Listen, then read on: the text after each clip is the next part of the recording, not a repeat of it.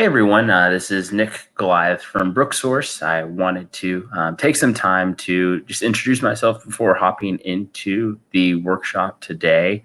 So really within my role and what Brooksource is, I'm a program coordinator where I work with recent grads, helping them through their job search, as well as assisting them with professional development, as well as technical development. But really within our relationships, I work with individuals as early as freshman year of college. So with Brooksource, we are actually a IT recruiting firm, and I'm based out of the Cincinnati area. And really with being in the Cincinnati location, I'm able to work very closely with clients in this neck of the woods, but then also partner with organizations from other locations too. Awesome. Sorry, just getting that set up.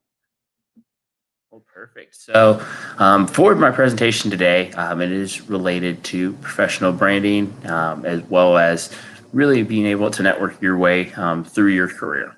So to kind of hop into it, the agenda is creating your brand, marketing your brand, writing your resume, interviewing, and building a lasting network.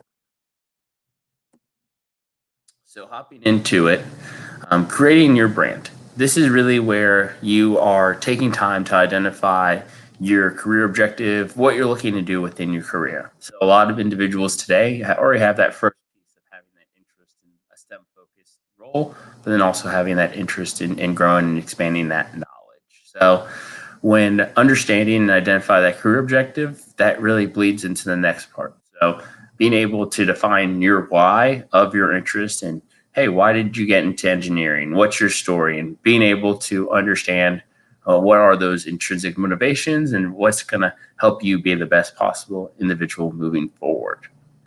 Following up with that is understanding your strengths and weaknesses. A lot of times individuals will harp on a lot of their strengths and may not as much understand what some of their weaknesses are. So I always am a big advocate for understanding how some of your weaknesses could also be seen as strength, but also where you can make yourself put your best foot forward by identifying and growing from some of those weaknesses. So to kind of bleed into the strengths and weaknesses is identifying those passions, identifying what makes you unique, but also having open conversations with peers, teachers, friends, parents, and understanding how they describe you and getting a perception of how you're being viewed.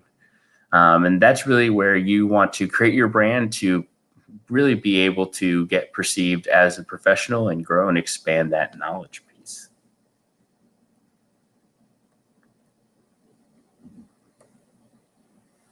So next is marketing your brand.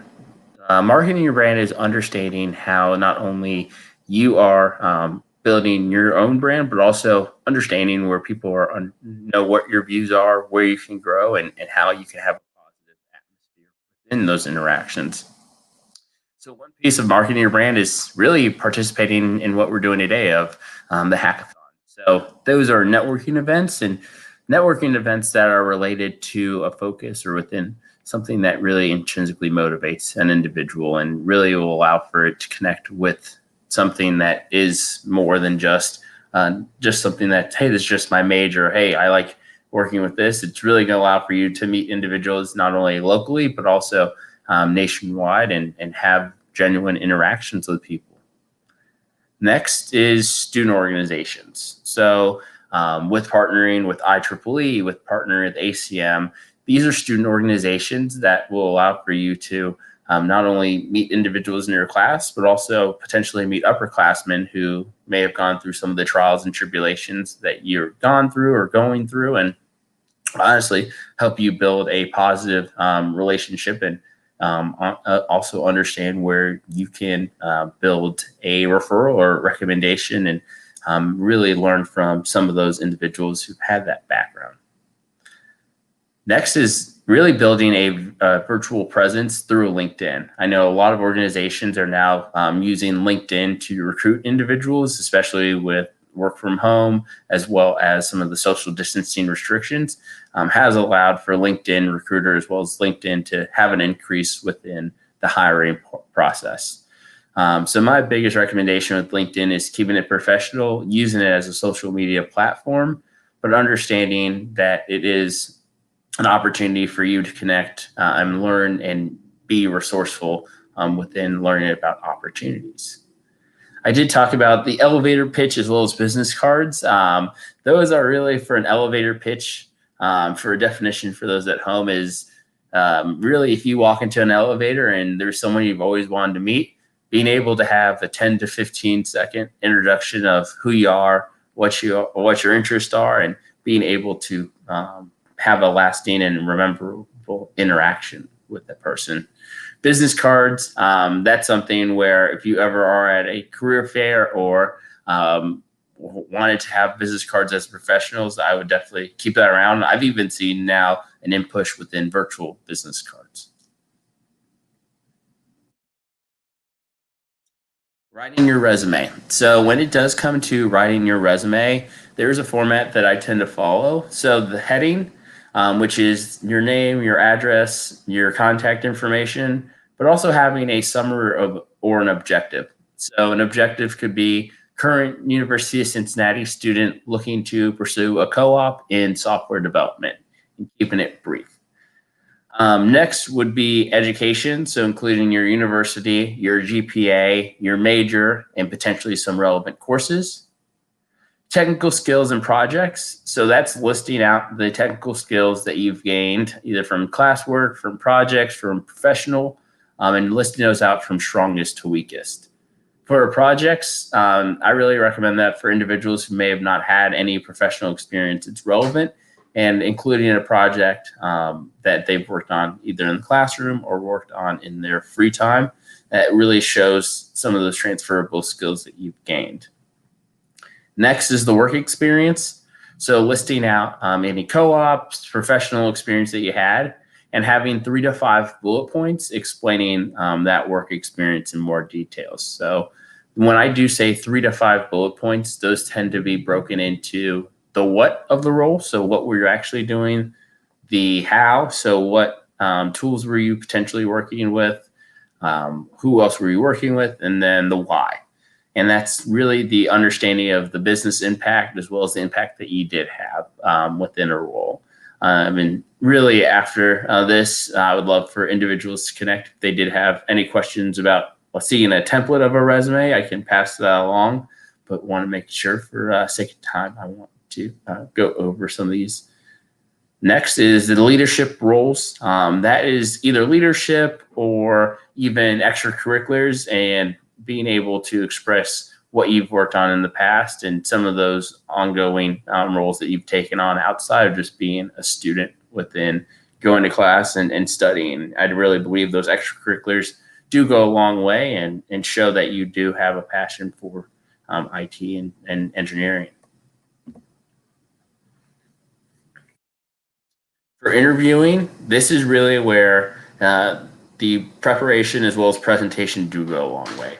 So presentation for an interview, I come from a place where I would always state it's better to overdress than underdress. So I do tend to say a business professional attire for an interview. Within that business professional, making sure everything is nice, professional looking, and also understanding that with a virtual interview, just as the same dynamic, make sure that you are in that same attire almost as if you're in a regular interview. Understanding what some of your nervous habits are. So I've actually worked with individuals in the past, and some of their nervous habits could be clicking a pen or really even doing certain things with their hands. So if you are able to understand what some of your nervous habits are, really that's where a mock interview or even like interviewing or asking some of your friends when you talk, are there any things that you do that will catch them off guard? So understanding those nervous habits and try to neutralize doing those during the interview. And then last but not least, bringing a portfolio either with the job description or a pen to take notes. I think the biggest thing is as you are interviewing, never to walk in empty-handed. If you're taking notes, if you have something with documentation, it does go a long way of showing that genuine interest in the role. Next is research the company. I can't doubt how many times I've had individuals interview and they've ended up not getting the role simply due to the fact of lack of research into their day-to-day, the company. And it's nothing where you have to be a true subject matter expert in that company, but it's just doing a quick search, understanding, using their LinkedIn page, going to their website, because there's a lot of good information on there that would allow for you to understand maybe how your role impacts the company, maybe even furthermore, some of the culture pieces that you're looking within an organization. Following up is being prepared to discuss your experience in detail. So when they are going to ask a question, not just saying yes or no, it's, hey, when have you worked with Java? Actually, I've worked with Java in this opportunity where we built out a application, and being able to describe a yes and dynamic.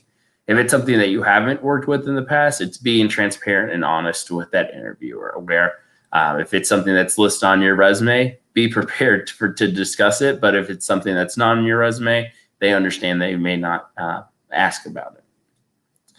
So that's really what it really leads into. Come prepared with questions as well as be yourself. So coming prepared with questions, I always recommend having 5 questions written out ahead of time.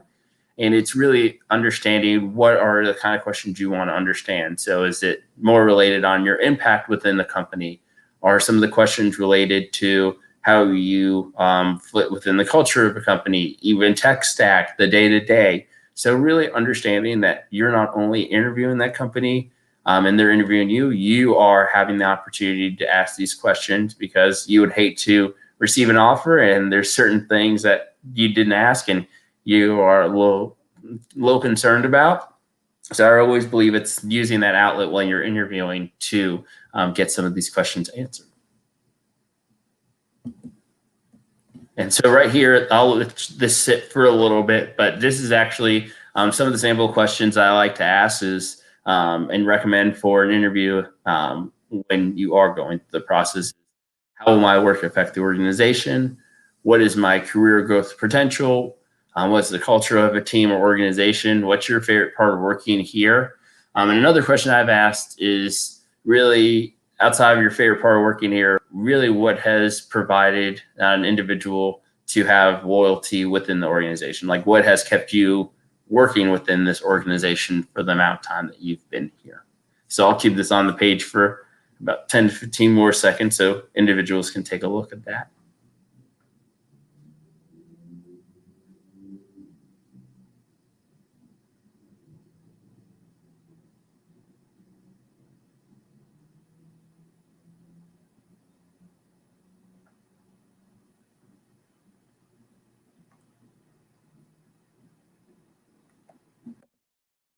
Awesome.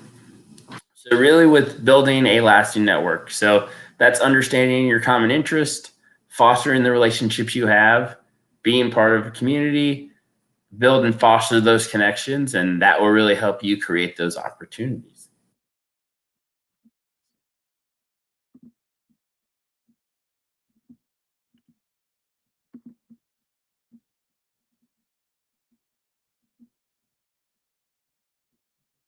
Perfect.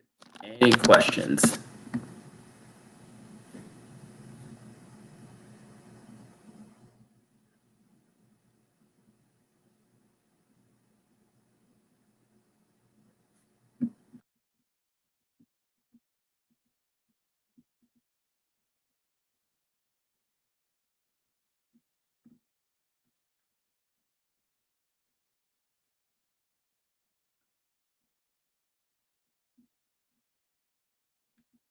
Well, if there's no questions as of right now, what I would love to do is get you all connected with my Zoom page. So on the Slack, there is the join the Brooksource Zoom. I'll be there for the next hour, just looking to connect with individuals.